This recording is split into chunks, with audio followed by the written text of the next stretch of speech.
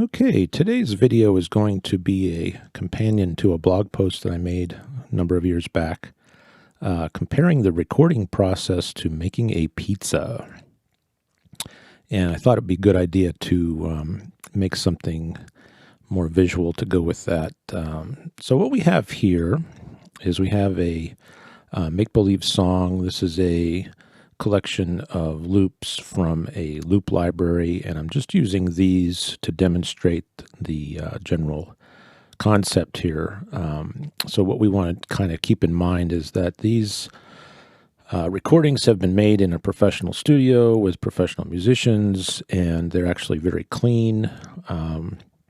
There's not a whole lot that I would need to do to make them usable, but they will give us a chance to save some time and talk about the key points that I want to cover. So we could just pretend that we had a band in here, and we recorded this with a band, and we were very judicious about how we set our mics up and everything, and we got everything very clean when we recorded it.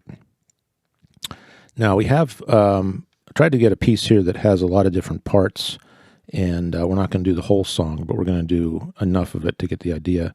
And right here we have our drums, okay? And our drums, we're going to think of the drums as kind of like the dough of our pizza, and the thing that everything else rests on. And then we have our other ingredients. Maybe the organ is our sauce, and then we have various toppings, and actually the base is probably our sauce. Let's think of the base as our sauce. So we'll actually, we can move him down here, put him on top of the, so we've got our dough, our sauce, maybe our cheese, and then various toppings along the top here. And the physical arrangement here is helping with the analogy, but these tracks can be in any place, but we want to kind of keep that analogy in mind. What I want to look at here is when I play these tracks right now, when I brought these all in, they are all going to be centered to the middle of the mix. And I also noticed that everything is recorded pretty hot here. So if I just played this right now, I'd blast our ears out. So what I did was I pulled down my master, which normally you wouldn't be touching this, but for this purpose, for safety, I'm pulling this down. But when I hit play here, I'm going to go to the chorus here. We're going to hear everything is pretty hot and everything is panned to the center.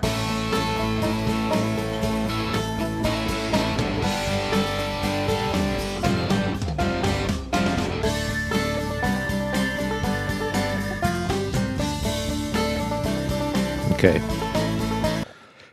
Now that sounds okay. It sounds pretty good. It was recorded well, so that's half the battle. But it's not very interesting in terms of a mix, and everything is kind of stepping on one another. And if we put this in the oven right now and we baked it, we would get a song. We would get one thing. But if we continued past that point, we would really be missing out on a lot of subtlety in this piece. And we would also, if we lost this project file or were not able to access it, we would have very, very limited options in terms of correcting anything or making changes. So what I'm going to do is I'm actually going to go ahead and render this, and we're going to take a look at the result, the end result, in the next video. So we'll be right back. Okay, so here's our mix, or rather our unmixed version. But this is just like a rough render / dump / bake of this piece. And I actually even turned down my volume here because this is actually dangerously loud right now if I play this through my headphones. And I also don't want to blast you out. But we could see here, there's a number of problems just right away that I can notice. There's a number of things clipping. We never want to go near 0 here. And again, everything is mushed together in the same place in the mix, so we can see just a little bit of listening here.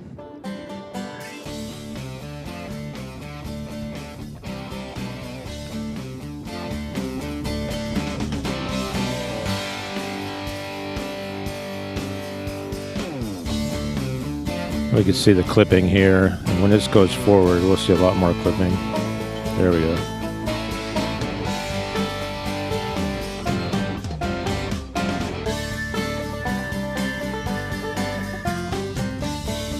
Okay, so the takeaway here is that we are not done. This is not a place to stop and say, okay, we recorded the song, we did a rough mix, everything's there, we recorded everything, we can basically hear the instruments. Okay, we're done, we can go home. That's absolutely not the case. So, and the reason this is important is because typically there's some sort of cost associated with this work. And if we're not careful and we go right to this stage without making some decisions, careful decisions, then we're going to end up redoing stuff, and that's going to cost more money.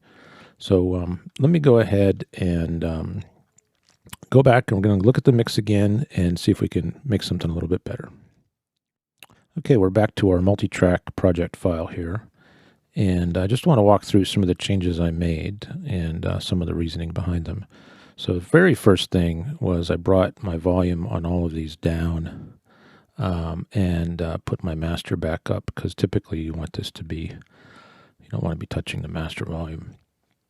And mixing these to taste, then also putting them in a different position in the stereo field. I've got some acoustic guitar on the left, banjo on the right. So if we listen to a little bit of that here.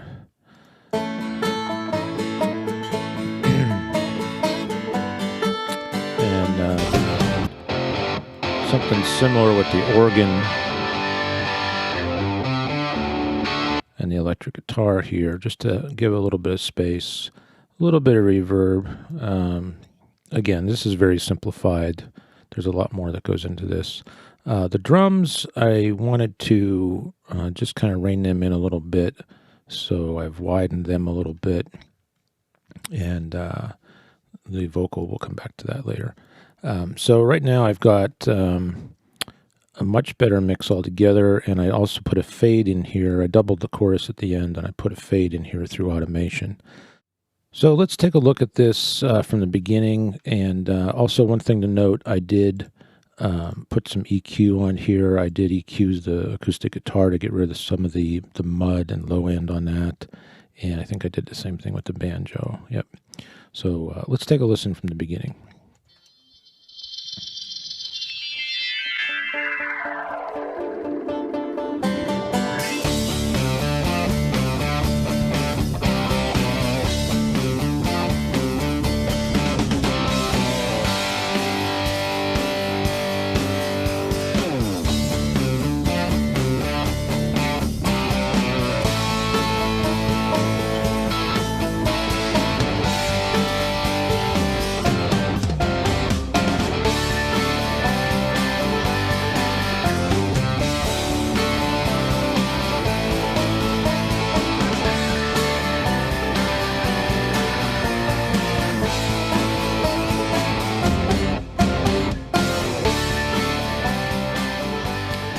Okay, so we can see that those decisions already have paid off in terms of a cleaner mix, much less cluttered.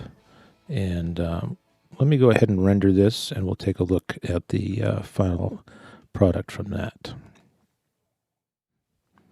Okay, so here is our second bake on this pizza, and we can see it's drastically different. On the positive side, we don't have any clipping of any kind. We're actually probably overcautious in terms of volume levels here. But we can see definitely that we've got a little bit different character happening in each of the channels. And if anything, I might want to go back and adjust this. It looks like it's a little bit left biased because probably the acoustic guitar signal might be a bit hotter than some of the other stuff. But let's just take a look, listen to the last part of this.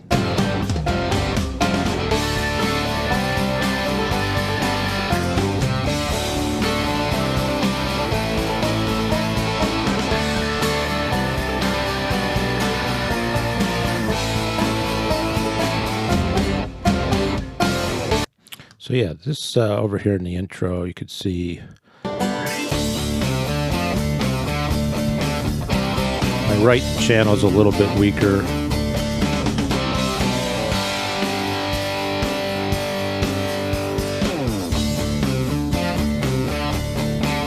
So I might want to flesh that out with either adjustments to my panning again, or maybe other instruments if I have access to other instruments that we recorded.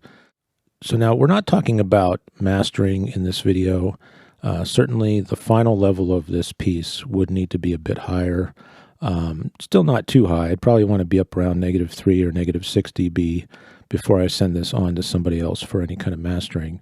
If I was going to do the mastering myself, then that's another story, but that's a whole other topic. But right now, this is a super conservative level for listening to this as a demo and understanding the placement of the instruments, but it's very possible that this is not our final bake. So let's see what else we could do to improve this. Okay, so we made some more adjustments here, added some automation on the electric guitar to bring that initially start at a lower point and then bring that up as the song gets more energy, and made a couple of other minor changes here, and also added a compressor on the end of this just to kind of help glue everything together. So let's take a quick look at the next mix here, and we'll go ahead and play the whole thing.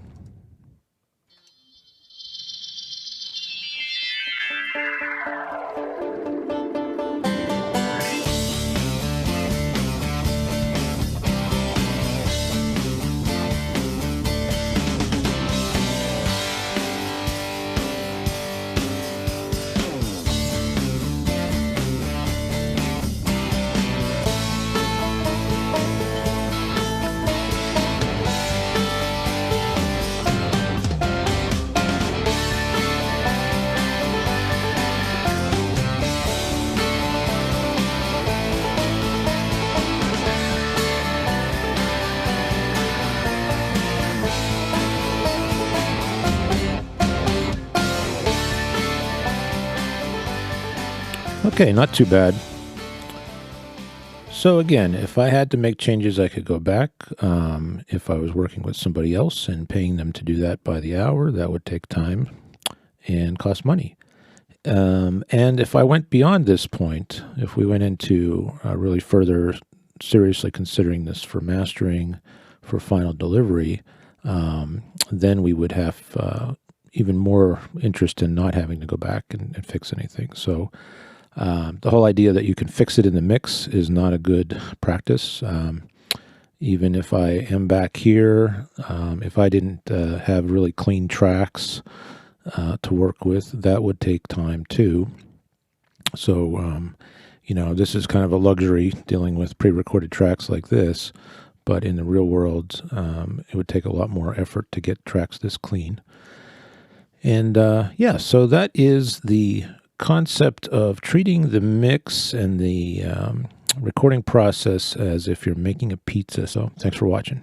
I want some pizza right now, some margarita.